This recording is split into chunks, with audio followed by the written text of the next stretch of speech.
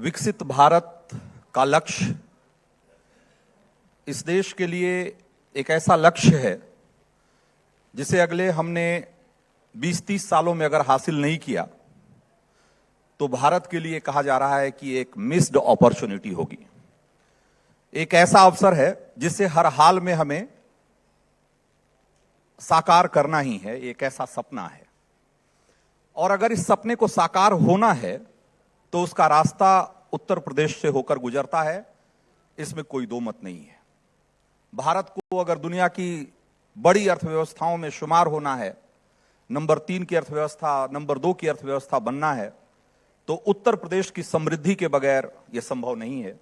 और इसीलिए आज हम इस मंच पर इस विमर्श को आगे बढ़ाने की कोशिश कर रहे हैं कि विकसित भारत का जो सपना है उसके रोड मैप में, उसके सफर में उत्तर प्रदेश की क्या भूमिका होगी।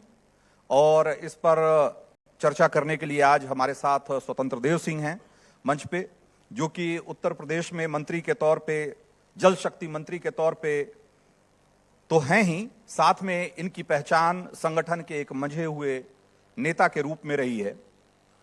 उत्तर प्रदेश के बीजेपी के अध्यक्ष रह चुके हैं।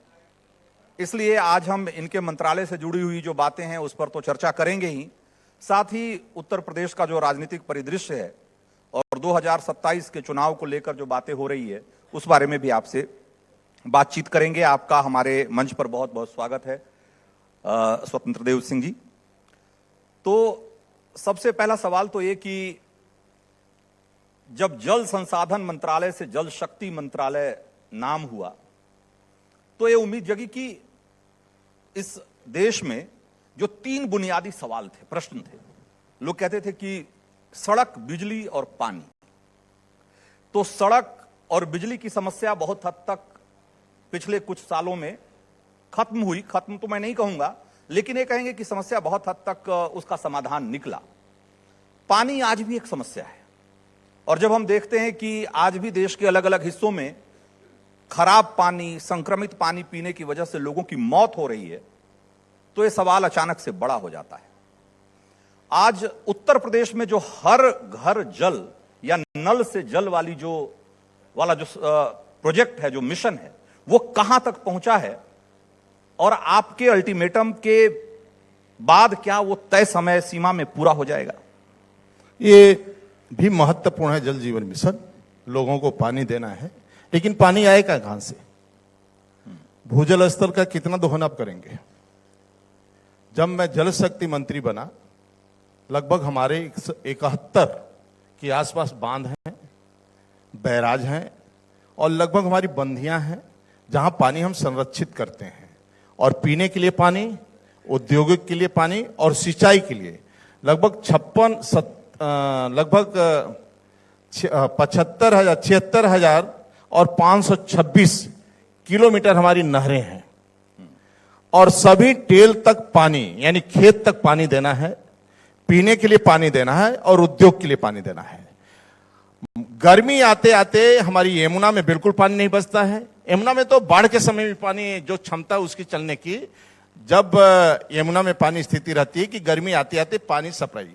गंगा जी में भी गर्मी आते आते में पीने के लिए पानी भी सप्लाई काशी उसी करना पड़ता है। तो सभी हम लिफ्ट कैनाल अपने गंगा जी में लगे हुए बंद करना पड़ता है, यानी तभी हम पानी। तो 2030 जो आने वाला हमारे सामने बहुत बड़ा संकट है। जब विभाग का मंत्री बना मैं, तो मैं सोचा जब तक के सिंचाई विभाग के इंजीनियर और जो हैं, मान लो रुड़की से आते हैं, IIT से आते हैं और वो NIT से आते हैं, पढ़े लिखे बच्चे होते हैं, तो क्या है कि उनके अंदर जोश हमें भरना पड़ेगा। उनको डांटना, फटकारना, सस्पेंड करना, निलंबित करना, यदि गलत करते हैं तो करना पड़ेगा। लेकिन मैं उनको राष्ट्रवाद समझाने का कोशिश किया। जैसे कार्यकर्ता का निर्माण होता है ना, कि कार्यकर्ता को निर्माण करिए, वो कल का पंडित दीनदयाल उपाध्याय बनेगा। उसी तरह उनको भी समझाने का कोशिश किया। हर मीटिंग में केवल 2 ही सवाल रहता था मेरा। एक तो पत्नी बच्चों के प्रति समर्पित रहो, दूसरा सिंचाई विभाग के प्रति समर्पित, जो पेट भरता है, जो पलता है। ये मैं समझाने का कोशिश किया। उसका परिणाम आज मुझे दिखाई दे रहा है, आंखों के सामने दिखाई दे रहा है। तो फिर उसका उसे बता अभी एक मिनट अल्टीमेटम देने की नौबत नहीं, क्यों आ गई? आज मेरी ये स्थिति है कि राज्य में मैं नहीं कहता हूं 100%, लेकिन राज्य में नहर के किनारे कहीं चले जाइए आप, लगभग 110 मिसमार नहरें जो मर चुकी थीं, पट चुकी थीं, यही जेईयू ने मिसमार नहरें 110 नहरें जिंदा किया और टेल तक पानी पहुंचाया। पहले किसान खोदने नहीं दे रहे थे और टेल तक पानी पहुंचाने का काम हमने किया, और किसान खोदने नहीं दे रहे थे। जब एसडीएम का सहयोग लेना पड़ा, अधिकारियों को, प्रशासनिक, फिर वही जब टेल तक 2 बार पानी पहुंचा उसके किसान को, तो ही किसान फिर हमारे जेई को बैठाकर चाय पिलाया। ये परिवर्तन। लेकिन ये सवाल अपनी जगह है कि जो बुंदेलखंड और विंध्य का इलाका है, मैं बस आ रहा हूं, एक सेकंड का, उसके कारण मेरे सभी 71 बांध, पहली बार जल संचय सिंचाई बरसात के कारण सभी बांध मेरे भरे हुए हैं। सभी हमारे बंदे, जरगो जैसा बांध भरा हुआ है। जो लीकेज होते थे गेट के फाटक द्वारा, वो अपने आने के बाद लगभग 85 के आसपास गेट हम बदलवाए होंगे, भीमगौड़ा बैराज से, हरिद्वार से लेकर, और सभी गेट बर्बाद। दूसरी बात, किसी जेईई का मेरे राज्य में शोषण नहीं हो सकता है, ट्रांसफर में, पोस्टिंग में, किसी चीज में। यानी उसका 2 लाख 1 लाख रुपए मार्केट में नहीं खर्चा होगा। कोई ठेकेदार डायरेक्ट काम नहीं ले सकता है, जिसके कारण आज हमारे सिंचाई विभाग के पास, मेरे पास उपलब्ध है लगभग हमारी जो बड़ी परियोजना, जिसे कहा जाए मौधापाद, पहुंच, गुंता, सरयू, बाणसागर और अर्जुन सहायक, ये परियोजना कंप्लीट होने के कारण जो 2 लाख बीघा थे जमीनें, वहां पर 5-5, 10-10 लाख, 15 लाख रुपए बीघा जमीनें हो गई हैं, और जल स्तर ऊपर उठा। तो ये बहुत सिंचाई की बात आपने कही, मैं कह रहा हूं कि ये जो पेयजल वाली योजना है, आपने कहा कि भाई विंध्य और बुंदेलखंड में, आप कह रहे हैं कि आज आपके अल्टीमेटम के बावजूद, डेडलाइन के बावजूद काम पूरा नहीं हो रहा। लगभग 97,007 के आसपास ग्राम सभाएं हैं, उसमें हमारे लगभग 34,000 ग्राम पंचायतों में हमारे नल के कनेक्शन इस प्रकार के सभी मार्क हो गए, जल मार्क हो गया है। 26,000 गांव में हम सप्लाई देते हैं। आप बताओ, 30,000 टंकियों में से जो 38,000 टंकी बनना है, लगभग 20,000 टंकी हमारी कंप्लीट हो गई है। शेष टंकियों का निर्माण चल रहा है। 20,000 टंकी में से 3-4 टंकी या तो गिरी होंगी या थोड़ा चेक हो रहा होगा। आप बताइए, बड़ी से बड़ी परियोजनाएं, चाहे अंतरिक्ष कुछ भी हो, कितने बार होता है इसको, और मॉनिटरिंग में करवा रहा हूं, चेक भी करवा रहा हूं, और ये भी नोट कर लीजिए, 10% कॉन्ट्रैक्टर का रोक कर रखा हूं। यदि रोड हो, पानी की सप्लाई हो, इसके कारण मैं रोक कर रखा हूं कि आपको मतलब कंट्रोल रहेगा, यदि जो खराब होगा हमें कटिंग करेंगे, बनवा। और इन्हीं लेकिन मंत्री जी, ये सवाल उठता है ना कि जब आज एकदम नई बनी टंकी, और जैसे ही उसमें पानी भरा जाए, अगर वो फूट कर बहने लग जाए, तो ये सवाल तो उठेगा, कोई जो महोबा तो है नहीं, टंकी बनाना। नहीं, जो महोबा का आया है चित्र, वो सरासर गलत है, झूठ है। टंकी पानी ओवरफ्लो हुआ था, बह नहीं रही थी। अच्छा, आज खंडन उसका छपा है, वही महोबा में बह रही थी पानी। जो मेरा सेंसर बोर्ड लगता है, उसमें जो लगता है वह क्या है, जो वहां का ऑपरेटर था, वो कैसे डिस्टर्ब हुआ, उसी कारण उसको हटा दिया गया। वो जो हुआ है, पानी जो रुक जाना चाहिए, मतलब पानी ओवरफ्लो होता है तो वो अपने आप बंद हो जाता है। अच्छा, अपने आप बंद। और 6 महीना तक हम ट्रायल करते रहते हैं। बिना ट्रायल के टंकी का संचालन नहीं होगा, पाइपलाइन हो चाहे कोई हो। लगभग 3 महीना से लेकर 6 महीना तक ट्रायल करते हैं, उसके बाद रोड का मरम्मत बाकी। इसीलिए थर्ड पार्टी भी, ग्राम प्रधान भी, जब तक प्रमाण पत्र नहीं दे देगा तब तक वो पानी, उसका पेमेंट नहीं होगा। यदि प्रधान प्रमाण पत्र देने के बाद ही उसका पेमेंट होगा, और हम कंप्लीट। इतने सारे चेक्स के बावजूद, और इतना सारा प्रोसेस आपने डिफाइन किया हुआ है कि कैसे काम होना है, किस समय अवधि में काम होना है, उसके बावजूद आपकी पार्टी के विधायक अगर आपके इस मंत्रालय के काम से खुश नहीं है, तो इसको कैसे देखें? देखिए, राज्य के अंदर कोई भी शिकायत कर सकता है। यदि मंत्री के पास नहीं आएगा तो किसके पास जाएगा? सपा के पास जाएगा। लेकिन क्या ऐसे सपा के पास सड़क पे विवाद का निकल आना है? प्रश्न है कि कैसे मिलना है, प्रश्न है कैसे मिलना है, बस इसका ध्यान देना चाहिए। बाकी सभी लोग शिकायत कर सकते हैं, सभी को छूट है। तो उनकी शिकायतें जायज थी? जायज है कि नहीं जायज है, ये पार्टी तय करती है। मैं मंत्री हूं, कुल मिलाकर सभी का सुनना मेरा काम है और सुनकर अधिकारियों को निर्देशित।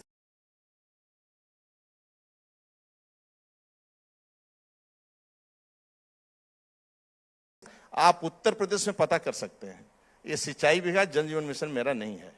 एक सिंगल व्यक्ति का मैं पोस्टिंग नहीं करवा सकता हूं, न मैं स्वयं ट्रांसफर कर सकता हूं, न उसमें भर्ती करवा सकता हूं किसी कंपनी से, न किसी व्यक्ति को भर्ती करवाया, न किसी को सबलेट दिलवा सकता हूं, न एक रुपया मेरे शरीर पर खर्चा हो सकता है। तो लेकिन लोग कह रहे हैं कि भाई ये नल जल मिशन जो है, हर घर जल का जो मिशन है, ये तो ठीक है, कब पूरा होगा नहीं होगा उस पर भी हम आगे बात करेंगे उसके डेडलाइन पे। लेकिन लोग कह रहे हैं कि इसके चक्कर में सारी सड़कें खुद गई हैं और उन सड़कों की सुध लेने वाला कोई नहीं है। नहीं, तो ये कहते हैं कि माया मिली ना राम वाली बात हो मैं गई। कहां कर रहा हूं? सब पानी तो मिली नहीं सड़क, और मैं कहां कर रहा हूं? 1,99,000 सड़कें खोदी गई, 1,93,000 सड़कें मोटर बिल्ट हुई हैं। जब तक कंप्लीट टंकी का सप्लाई पानी नहीं होगा फिर वो मैं पूरी पक्की करते हैं, बाकी पार्ट देते हैं, उसको बनाते हैं और सब। देखिए कि बहुत बड़ा काम है ना, छोटा मोटा काम नहीं है। ये माननीय मोदी जी का बहुत बड़ा सपना था। लेकिन आपके पास बजट भी तो बहुत बड़ा है। केंद्र राज्य नहीं, केंद्र राज्य और संयुक्त प्रयास करने के बाद आजादी से लेकर 17 तक 1,19,000 घरों में नल कनेक्शन दे पाया था। आज 2,67,00,000 में से 2 करोड़ 43 लाख घरों में नल का कनेक्शन मैं दे चुका हूं। ये बहुत बड़ी योजना है। तो आज और आज वही मैं कर रहा हूं। इतना देने के बाद भी मैं कह रहा हूं कि 75 गांव में से 26 ग्राम सभाओं में ही 26,000 ही ग्राम सभाओं में नल का पानी मैं सप्लाई कर दे रहा हूं। अभी बाकी करना है। आज तो की स्थिति इसी मंच से आज क्या आप कोई आश्वासन या कोई ये करना चाहेंगे कि ये जो हर घर, जैसे कि था ना कि देश का आखिरी गांव भी अब विद्युतीकरण से मतलब जुड़ गया, विद्युत से जुड़ गया, ये भी अंतिम इसी ढंग से पानी बेंद बुंदेलखंड स्वच्छ पानी पहुंच जाएगा। बेंद बुंदेलखंड से स्वच्छ पानी पहुंच जाए। देखिए नहीं, पूरे उत्तर प्रदेश के लिए क्या टारगेट है? पूरे उत्तर प्रदेश में पानी पहुंचेगा, तभी तो योजना शुरू हुई है जी। ये योजना इसलिए शुरू हुई है कि सभी के घर तक पानी देना है भाई, और एक हर घर तक पानी पहुंचेगा और सभी को इसमें लगना है। देखिए क्या है इसमें लगना, होता क्या है, मैंने 10 गली पूरा कर दिया, मान लो 10 घर में पानी नहीं पहुंच रहा है, तो 10 घर वाले तो बोलते रहेंगे, लेकिन वहां 600 घर वाले नहीं कहेंगे पानी आ रहा है, तो वह 10 घर वाले दिखाई देते हैं। जैसे वह गली का रोड पूरा पक्की कर दीजिए, 2 घर छूट गया, आपने 100 मीटर सीसी नहीं बढ़ाया, तो 2 ही घर वाले चिल्लाते रहेंगे, सुबह से शाम तक एप्लीकेशन लेकर घूमते रहेंगे, और वह बाकी गांव, वह बाकी शहर में जितने हैं वो कोनो नहीं निकलेंगे कि हमें पानी दे। जैसे कोई चैनल वाला पहुंच जाए ना, तो केवल चैनल पहुंचने के बाद कहेंगे, वह 2 ही घर चिल्लाते रहेंगे पानी नहीं आ रहा है, बाकी 600 घर कहेंगे, वो कुछ बोलेंगे नहीं, घर के बाहर नहीं निकलेंगे, और उनके बाद पहुंचने के वो भी बंद हो जाएंगे। ये प्रॉब्लम आज के डेट में, आप देख रहे हैं ट्रेन से पानी आता था, आज बुंदेलखंड में आपको कोई घड़ा लिए नहीं मिलेगा।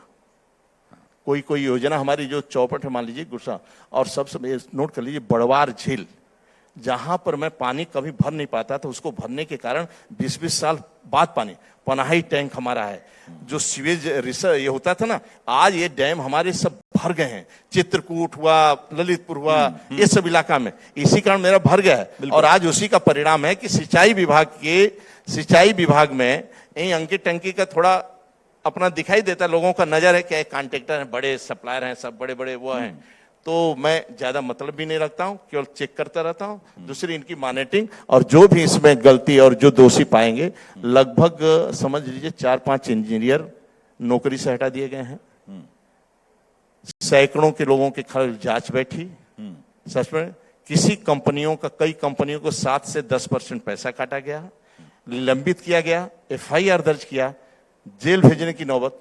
आज भी यदि पूरा नहीं होगा तो FIR दर्ज होगा, जेल भेजना पड़ेगा, तो उस कंपनियों को जेल में भेजा जाएगा।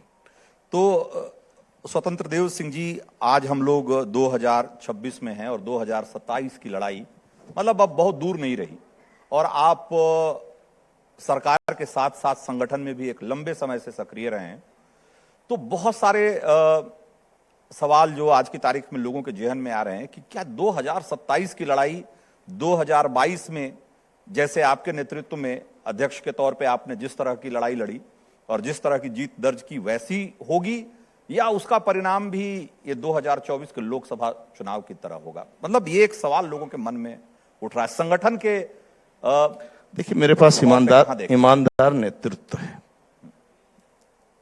परिश्रमी नेतृत्व है, परिश्रम की पराकाष्ठा करने वाला नेतृत्व है। भारतीय जनता पार्टी के कार्यकर्ता केवल राष्ट्रवाद के लिए जीते हैं, अपने पार्टी के लिए जीते हैं, और विकास लोगों के घर तक दे रहा हूं। आज गांव का व्यक्ति पैर जमीन पर रखता है तो सीसी सड़कें मिलती है। उसके गांव से तहसील को जोड़ दिया है, तहसील से जिला को मैं जोड़ दिया, और जिला को राजधानी से दिल्ली को जोड़ दिया। हमारे पास ट्रेनों का जाल है, सड़कों का जाल है, एयर कनेक्टिविटी है, और भूख से कोई सो नहीं सकता है। जब गर्भधारण महिला मां करती है तो उसको पोषण आहार भी देते हैं, जन्म के बाद उसको अन्नप्राशन भी करवाते हैं। बड़ी होती स्कूल के लिए, छोटी सी बच्ची बड़ी होती तो स्कूल जाने तो उसको जूता मोजा सब फ्री, मध्याह्न का भोजन फ्री। थोड़ा और बड़ी हो जाती है तो शादी भी मुख्यमंत्री योजना से होता है, माननीय मुख्यमंत्री के नेतृत्व में होता है, और डीएम सब व्यवस्था करती है, यानी बारात की व्यवस्था, घोड़े की व्यवस्था, दूल्हे राजा की व्यवस्था, और सब कुछ, यानी सब कुछ भंडारा से लेकर भोजन व्यवस्था से लेकर साड़ी चूड़ी पायल खरीदने तक जिला अधिकारी जिले का करते हैं, और पुलिस वाले सुरक्षा व्यवस्था पूरा देखते हैं, और डीएम और प्रशासन के लोग और मंत्री लोग उस शादी विवाह में जाते हैं। और आज भोजन उनको फ्री में अन्न मिलता है, डबल इंजन सरकार आदि मोदी जी योगी जी की। तो जनता जनार्दन का संपूर्ण विश्वास है और एक तरफा विश्वास है। मैं आपको पूर्ण विश्वास देता हूं। अखिलेश यादव ऐसा क्यों कह रहे हैं बार बार कि भाई ये डबल इंजन की सरकार तो है, इंजन तो छोड़िए, यहां तो डब्बे भी आपस में टकरा रहे हैं, क्या कहना चाहते हैं? देखिए, सपा पीडीए कहीं कहीं की, मेरे को आपसे मैं पूछना चाहता हूं, लोग जातिवाद की बात करते हैं, पीडीए की बात करते हैं, ये करते हैं। आज शहर में 1 करोड़ कमाने वाला व्यक्ति भी अपने भाई का 2 बिस्वा जमीन बंटवारा करने जाता है। कहां गई जातिवाद? पार्टी चलाएंगे लेकिन परिवार के भी एक सदस्य को कुछ देंगे नहीं। हाँ, केवल पीडीए की बात करेंगे, जातिवाद की बात करेंगे और कुछ करेंगे नहीं जात का। शहर में कमाने वाला हो चाहे वह हो, कोई भी हो, भाइयों को लूटना है, जाति तो दूर रही, जात के नाम पर नेतागिरी करना है। दूसरी बात ये हुआ कि भारतीय जनता पार्टी आपको जो दिखाई दे रहा है क्यों नहीं, भारतीय जनता पार्टी नहीं है। लाखों कार्यकर्ता इतने हैं राज्य के अंदर जो दुकान पर बैठते हैं, चुनाव में 15 दिन सक्रिय होते हैं और कमल के लिए काम करते हैं और निकल जाते हैं। और भारतीय जनता पार्टी का कार्यकर्ता जहां खड़ा होता है वहां जाति खत्म हो जाती है, केवल एक ही वाद रहता है, कार्यकर्तावाद और राष्ट्रवाद। हाँ, राष्ट्रवाद कार्यकर्ता तो ठीक है, लेकिन सवाल तो नेतृत्व पे है, सवाल तो नेताओं को लेकर है कि नेताओं में आपस में नहीं पड़ रही। नहीं, सभी भारतीय जनता पार्टी को मां समझते हैं और मां के लिए एक है। व्यक्तिगत आपका इंटरेस्ट हो सकता है, आप मंत्री बनना चाहते हैं, आप विधायक बनना चाहते हैं, तो स्वाभाविक आप टिकट को मांगना चाहिए। वहां 10 मांगते हैं टिकट, और आपको जल शक्ति मंत्री लेना है कि पीडब्ल्यू मंत्री लेना है, क्या बनना है, ये तो आपका चलता रहेगा। महत्वाकांक्षा व्यक्ति को होना चाहिए, उसमें बुरी क्या है। लेकिन जब जब संकट भारतीय जनता पार्टी और भारतीय जनता पार्टी को अपना मां समझते हैं, यदि ऐसे होगा, अब तो राज्य को देखा है आपने, गुंडागर्दी पराकाष्ठा, 5 बजे के बाद बेटी नहीं निकल सकती शहर में। सपा शासन में ट्रैक्टर खेत पर रखा चोरी हो जाता था, आज फावड़ा भी चोराने में लोग डरते हैं। और रात तो छोड़िए, रात भर बेटियां चलती हैं, रात भर घूमे, अपनी मां के साथ शादी में जाए चाहे कहीं जाए, वो अपने को सुरक्षित महसूस करते। जेवर पहने हुए बुंदेलखंड में तो जेवर, सभी बारात में सभी महिलाएं बुंदेलखंड में जेवर पहनकर शादियां में आती हैं, अधिकांश महिलाएं। तो कोई रात में किसी को दिक्कत नहीं होता है। तो आज कानून का राज है, कानून के राज के कारण इन्वेस्टर से लेकर सब आ रहे हैं, और जनता जनार्दन आदरणीय मोदी जी के साथ, आदरणीय योगी जी के साथ है। तो आप इसीलिए अखिलेश यादव को गुंडा राज के वारिस कहते हैं? गुंडा राज नहीं, ये लूट लेंगे भाई राज्य। अच्छा। ये इंतजार कर रहे हैं जिसकी आप कल्पना नहीं कर सकते। आप देखे नहीं इनका शासन, आप देखे नहीं। यहां काउंटिंग शुरू हुआ, पिछले बार देख रहे 22 में देख रहे थे, नीट लगा था, सरकार बन गई, ये रात में होटल कब्जा कर लिए थे, पूरा होटल रात में कब्जा था यहां सपा का, वो 12 बजे भागे हैं सब। हाँ, जब देखे कि अब मैं नहीं आऊंगा तब भागे, वो रात ही में ऐसी तैसी कर देंगे। अभी ये जो मरे हैं इनको समझिए कि मर गए हैं, अभी छिपे हुए हैं। जैसा काउंटिंग आया और जैसा उनका लीड हुआ, उसी समय प्रयागराज से मऊ से लेकर रामपुर तक आप देखना, सत्ता हिम्मत नहीं है। मतलब एक ही रात में आप सोच रहे हैं लोग मर गए हैं। मैं जानता हूं ना, लेकिन वो तो कह रहे हैं कि भाई हम लोकतंत्र बचाने निकले हो तो संविधान की बात करते हैं, संविधान की प्रतियां लेकर रैलियों में जाते हैं, हर मंच से संविधान की कॉपी लहराते हैं कि भाई यही हम ही संविधान सपा बचाएंगे। कांग्रेस की बात करते हैं। कोई पार्टी है, कोई दल है? ये दल केवल भारतीय जनता पार्टी है। अच्छा, जो लोकतंत्र के आधार पर चलती लेकिन है अखिलेश और यादव, कार्यकर्ताओं के दम पर चलती है पार्टी, और कार्यकर्ताओं के बूते पर चलती है पार्टी। लेकिन रामनवमी से अखिलेश यादव ने ऐलान किया है कि वो पीडीए यात्रा शुरू करेंगे और नोएडा से इसकी शुरुआत होगी और कह रहे हैं कि बाजी पलट के रख देंगे। कुछ भी करें कोई फर्क पड़ने वाला नहीं, राज्य के अंदर कोई फर्क नहीं पड़ने वाला। हमारे पास ये कॉन्फिडेंस कहां से आ रहा? हमारे मैं कार्यकर्ताओं को दम जानता हूं। कार्यकर्ता जहां खड़ा हो जाता है वहां केवल दो ही वाद रहता है, 2024 एक मिनट, एक कार्यकर्तावाद में ऐसा नहीं, एक कार्यकर्तावाद और दूसरा राष्ट्रवाद। हम लोग तो हर जगह चुनाव में जाते हैं, हर जगह चुनाव में ड्यूटी लगती है। जैसा हम लोग पहुंचते हैं वहां जाति फुर हो जाती है, केवल राष्ट्रवाद और कार्यकर्तावाद, और कार्यकर्ता अपने दम पर चुनाव जैसा नेता का विश्वास, लेकिन मैं यही सवाल, मैं इतने कॉन्फिडेंस से आप ये बात कह रहे हैं, लेकिन ये आत्मविश्वास होने के बावजूद 2024 में जिस तरह का प्रदर्शन रहा बीजेपी का, क्या आपको लगता है कि वो इसकी उम्मीद थी आपको इस तरह की? अब उसकी चर्चा करने की जरूरत नहीं है। 2027 मेरा होगा, भारतीय जनता पार्टी का होगा, और सरकार हमारी होगी, और केंद्र में हमारी सरकार है। भले प्रदर्शन थोड़ा कमजोर है लेकिन केंद्र में हमारी सरकार है, और सरकार हमारी बनी। आज गरीबों की सेवा हो रही है। आज मेरे को बताइए, आज केंद्र में आदरणीय मोदी जी, एक चाय बेचने वाला देश का प्रधानमंत्री है। 10 साल कांग्रेसियों ने लूटा देश के गौरव अटल बिहारी वाजपेयी। सदन में सोनिया कहा कि निकम्मा और भ्रष्ट है। अटल जी जवाब देते हुए बोले कि 40 साल तक कोई व्यक्ति हमारे ऊपर आरोप नहीं लगाए और मुझे सांप्रदायिक कहती हो और मैं निकम्मा है। मैं बड़ा 21 डिक्शनरी से आप शब्द निकाली हैं मैडम। फिर सुषमा जी ने जवाब दिया कि भारत माता की जय बोलना सांप्रदायिक है, वंदे मातरम कहना सांप्रदायिक है, 370 धारा हटाना सांप्रदायिक है, राम मंदिर का निर्माण करना बात करना सांप्रदायिक है, हिंदू कहना सांप्रदायिक है। तो मैं सांप्रदायिक हूं, लेकिन आज सुशासन का नींव रखी जा रही है। 10 साल बाद एक चाय बेचने वाला देश का प्रधानमंत्री, घोषणा हुई, उन्होंने भाषण में कहा था अधिवेशन दिल्ली में, अंधेरा घना है फिर भी दीपक जलाना कहां मना है। कार्यकर्ताओं ने दीपक जलाए। देश के प्रधानमंत्री आदरणीय नरेंद्र मोदी बने और कहे कि सौगंध मुझे इस मिट्टी की, देश नहीं झुकने दूंगा, देश नहीं मिटने दूंगा।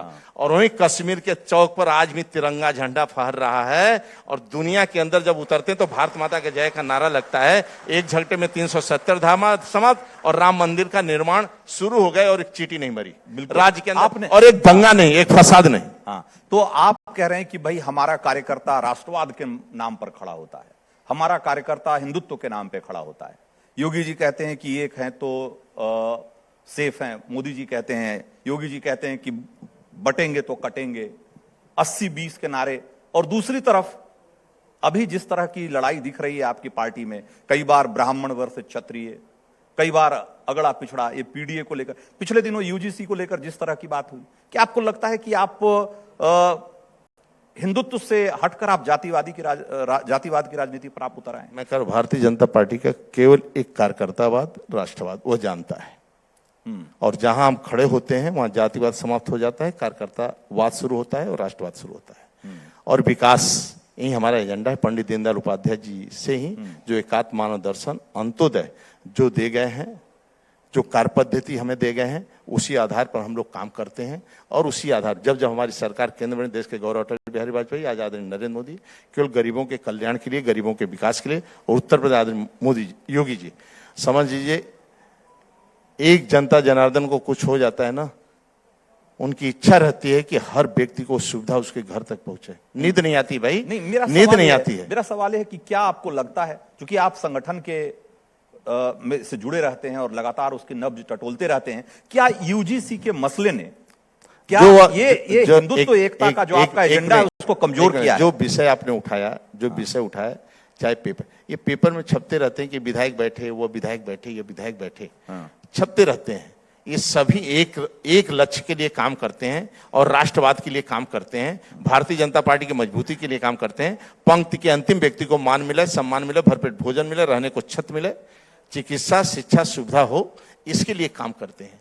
ये दो का बैठ रहे हैं, तीन क्या कर रहे हैं, ये चलता रहता है। लेकिन आप नोट कर लीजिए, मुझे पूर्ण विश्वास है कि भारतीय जनता पार्टी का कार्यकर्ता राष्ट्र और वो जानता है कि मैं हूं, तभी तक ये राष्ट्र भी मजबूत है। बाकी तो लूटने के लिए आए हैं, सब पार्टियां, अधिकांश पार्टियां लूटने के लिए आए हैं। अच्छा, तो आप मंच से विकास की बात करते हैं, लेकिन जब चुनाव में जाते हैं तो लोग कहते हैं कि आप लोग एकदम हिंदू मुसलमान पे उतर आते हैं, उसके अलावा आपका कोई एजेंडा चलता नहीं है, और कह रहे हैं कि भाई इस बार चूंकि अयोध्या का मसला हल हो गया तो आपने एक नया मसला खड़ा कर दिया संभल का। क्या नहरों में पानी पहुंच रहा है मुसलमान हिंदू? 200 आवास देते हैं शहरों में, एक गलियों में, हिंदू मुस्लिम। आयुष्मान का कार्ड हम दिए हिंदू मुस्लिम, शौचालय दिए हिंदू मुस्लिम, किसान सम्मान निधि हिंदू मुस्लिम। कोई वोट दे या न दे, फिर भी विकास सभी के लिए है और सभी के घर तक है। सबका विकास और सबका साथ, और सभी को विश्वास लेकर हम विकास करते हैं। हम लोग हिंदू मुस्लिम लोग करते हैं, लोग खुराफात करते रहते हैं। आज बम नहीं फट रहा है तो सभी सुरक्षित हैं, दंगा नहीं हो रहा सभी सुरक्षित। सभी हिंदू मुस्लिम के माता पिता सोचते हैं हमारी बेटी सुरक्षित रहे, स्कूल जाए, पढ़ाई करे। ये गुंडों और मौलवियों और दंगा के चक्कर में कोई नहीं पड़ता है। सब पढ़े लिखे जितने हैं और ये मतलब आज सभी भारतीय जनता पार्टी की प्रशंसा करते हैं, साथ में आदरणीय मोदी जी की प्रशंसा करते हैं, आदरणीय योगी जी की प्रशंसा करते हैं। नहीं तो योजनाओं में तो आप कह रहे हैं कि सबका साथ सबका विकास, लेकिन जब नैरेटिव की बात होती है, जब मंच पर खड़े होकर आप और आपके नेता बात करते हैं, तब ये 80-20 का नारा क्यों उछाला जाता है? तब ये बटेंगे तो कटेंगे का नारा क्यों उछाला जाता है?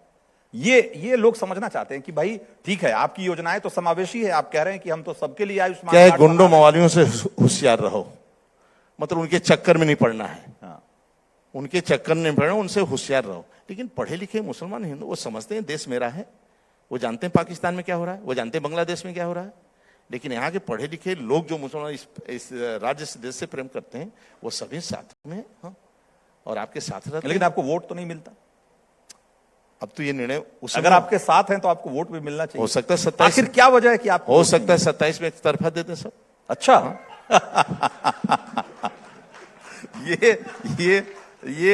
ये आशावाद जो है ये बहुत जोरदार। हम लोगों को काम करना है, हाँ। काम इसलिए करते रहते हैं, आज नहीं तो कल प्रसन्न होगा, कल नहीं परसों प्रसन्न होगा, लेकिन सेवा करते काम करते रहिए। हाँ। तो 2027 के लिए आप संगठन को बहुत करीब से देख रहे हैं और आप तो कह रहे हैं कि जिस कॉन्फिडेंस से आप यहां बात कर रहे हैं, 2027 के लिए क्या आंकड़ा रहेगा आपका? मैं गारंटी से कहता हूं 300 पार करेंगे। अच्छा। हर हालत में हम पार करेंगे। जो वातावरण अभी दिखता है या कैसे दिखता है, लेकिन मुझे पूर्ण विश्वास है कि जनता जनार्दन ने जानती है कि ये आएंगे तो क्या होगा, ये है तो क्या हो रहा है। आज किसी गांव में चले जाइए, किसी गली में चले जाइए, किसी महिला से पूछ दीजिए माइक लगाकर, गांव में जो कुछ नहीं जानती है, और गांव में वो माननीय मोदी जी, माननीय योगी जी को छोड़कर किसी के नाम नहीं लेगी। और भारतीय जनता पार्टी, आप पूछ सकते किसी गांव में चले, मैं विश्वास आपको दिलाता हूं। अच्छा। हम तो जाते रहते हैं, बैठक करते रहते हैं, लोगों से मिलता रहता हूं, हर गांव में, अधिकांश गांव में दौड़ा होता है। लेकिन लास्ट में हर गांव में तो क्या है, लास्ट में नहीं, जनता जनार्दन का प्रेम आपके साथ है, और 24 करोड़ जनता जनार्दन, आदरणीय मोदी जी, योगी जी को, उत्तर प्रदेश के लोग विश्वास है कि इन्हीं के राज्य में कुछ होना है, और पूरा साथ है। और हम आपको विश्वास देता हूं। लास्ट में ही कहना चाहता हूं कि थोड़ा बाकी सब काम आदरणीय मोदी जी, योगी जी कर देंगे। बस चलेगा तो अपने चम्मच से भोजन करवा देंगे। लेकिन जनता जनार्दन को भी एक तरह का, मान लीजिए नाली के लिए छोटी छोटी बात में लड़ जाते हैं, चबूतरा बढ़ाकर आगे बढ़ा लेते हैं, बना लेते हैं। मकान बना रहे हैं तो ठीक मकान बने, लेकिन वहाँ आगे 1 फीट बढ़ा देंगे तो थोड़ा नाली कब्जा न करें, चबूतरा न हो, थोड़ा इस सब से थोड़ा बचना चाहिए। और आपस में भाई भाई एक विश्वास के लिए लड़ना, आपस में बैठ कर निपट लेना चाहिए। और पत्नी बेटी माँ का सम्मान करते रहें, बूढ़े माँ बाप के पास 5 मिनट थोड़ा बैठा करें, थोड़ा बैठ कर सेवा सत्कार बैठा करें, इतना समय दिया करें। और अंतिम में ही कहूंगा कि स्वस्थ रहें और मस्त रहें पूरे प्रदेश के लोग। हाँ, बहुत बहुत। और शाम को जब छुट्टी मिला ऑफिस से तो सीधे घर पहुंचे। घर, हाँ, परिवार के साथ रहें। हम मतलब सीधे मतलब यही निवेदन करता हूं। और पत्नी कभी हड़का दे थोड़ा बहुत तो थोड़ा एक कदम आगे एक कदम पीछे देख लिया करें, बर्दाश्त ताकि कर लें। आपस में लड़ाई झगड़ा ना हो। बाकी पूर्ण विश्वास रखिए आदरणीय मोदी योगी जी पर, उनका बस चलेगा तो अपने चम्मच से भोजन करना, पैर रखेंगे जमीन पे तो सीधी सड़कें मिलेगी, चिकित्सा शिक्षा फ्री होगा और सब कुछ फ्री होगा। छत से लेकर कोई सी व्यक्ति का कच्चा मकान नहीं रहेगा, मैं विश्वास दिलाता हूं। बहुत बहुत धन्यवाद। बहुत बहुत शुक्रिया आपका, आपने समय निकाला, इस मंच पे आए। आपको एक बार फिर से बहुत बहुत साधुवाद और बहुत बहुत शुभकामनाएं।